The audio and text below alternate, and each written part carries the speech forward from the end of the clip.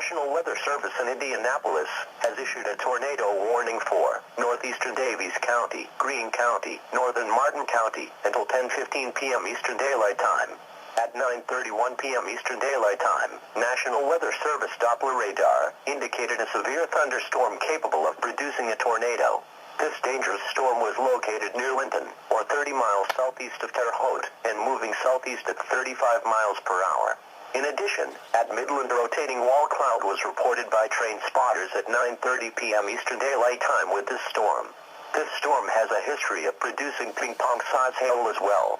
Locations impacted include Bloomfield, Worthington, Swift City, Lyons, Newberry, Crane, Burns City, Owensburg. Take cover now. Move to an interior room on the lowest floor of a sturdy building. Avoid windows. If in a mobile home, a vehicle, or outdoors, move to the closest substantial shelter and protect yourself from flying debris.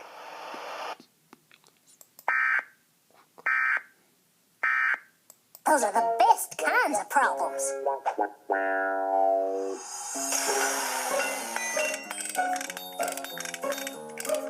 There, that should do it.